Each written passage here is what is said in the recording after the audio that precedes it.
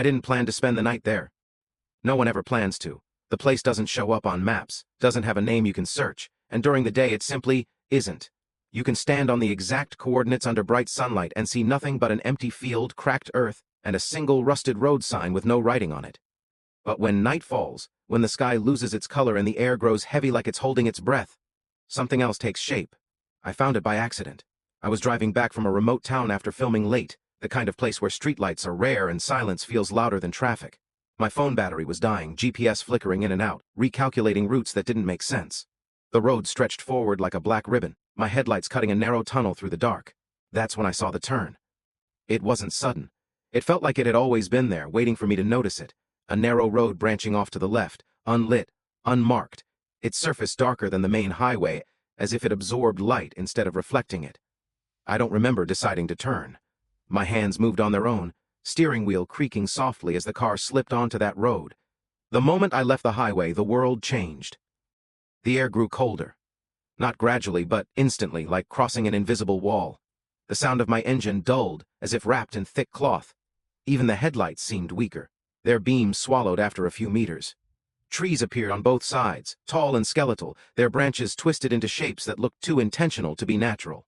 I checked my mirrors. The highway was gone. Not behind me, not to the sides, just darkness.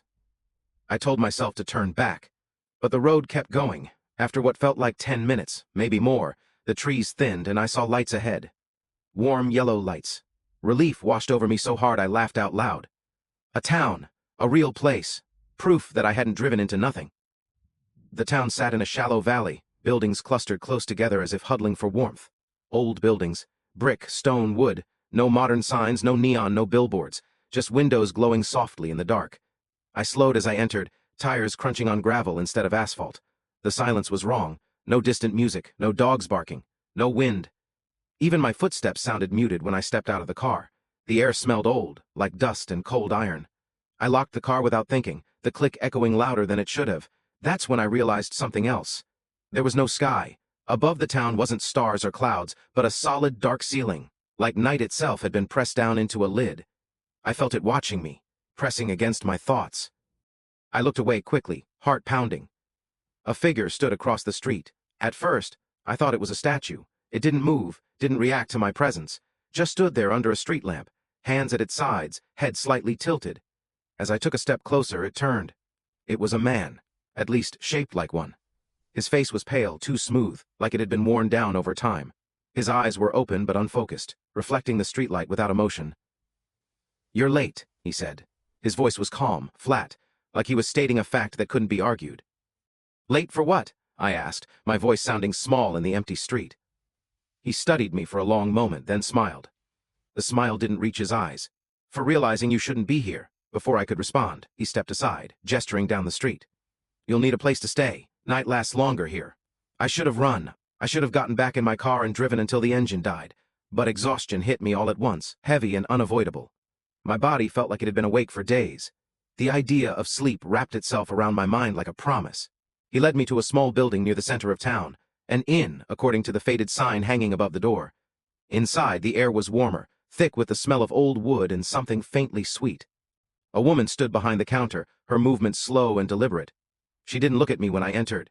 "Room's ready," she said, sliding a key across the counter. "No mirrors, no windows open after midnight. And if you hear knocking—" She paused. "Don't answer." The room was simple. A bed, a table, a chair. No mirror, just like she said. The window showed nothing but darkness, deeper than the night outside. I sat on the bed, heart still racing, and told myself I'd rest for a moment. Sleep took me instantly. I woke to knocking, soft at first, polite, then louder, insistent. I sat up, heart pounding, remembering her warning. The knocking came from the door. Slow, rhythmic, open, a voice whispered. "You don't belong asleep yet." I didn't move. The handle rattled, the door creaked inward just a fraction, stopped by the lock.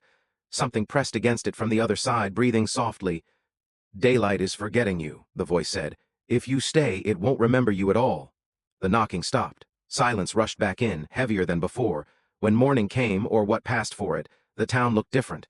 The lights were dimmer, the buildings seemed closer together, leaning inward. People moved through the streets, but their shadows didn't match their shapes. Some lagged behind, some moved ahead, acting on intentions their owners hadn't made yet. I asked one of them where the exit was. He pointed upward. There, he said, where the sky used to be. Panic settled into my bones. I ran back to the inn, to my car. The car was there, but the doors were gone. The interior was hollow, like a shell. I could see straight through it to the street beyond. You can't leave the way you came, the man from before said, appearing beside me without sound. That road only exists for those who still believe in morning. I do, I said. I believe in daylight. He shook his head gently. Not enough. As night fell again, the town changed faster. Buildings stretched, windows multiplying like eyes. The knocking returned, everywhere at once, on doors, walls, even the ground beneath my feet. Voices whispered my name, each one pronouncing it slightly differently, like they were still learning. I realized then what this place was. Not a town, a pause, a place where people ended up when they strayed too far from certainty, where night collected those who hesitated between leaving and staying. A place that didn't exist in daylight because daylight refused to claim it. I found the field just before dawn. The empty field from the daytime world. It was there, breaking through the town like a wound. I ran, ignoring the hands reaching for me, the voices promising rest, promising I could forget. As the first hint of light touched the horizon, the town screamed.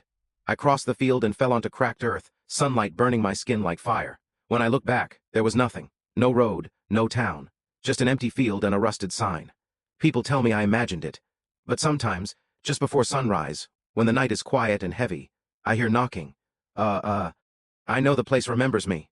I thought crossing the field was the end of it. That once sunlight touched me, the place would lose its grip. That belief lasted exactly 3 days. On the fourth night, I woke up standing, not walking, not sitting up in bed, standing in the middle of my room, feet bare against the cold floor, my hand raised as if I had been about to knock on my own door. My heart was racing so hard it hurt.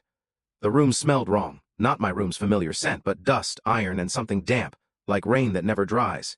I checked the time. 3:17 m.m. The same hour night after night.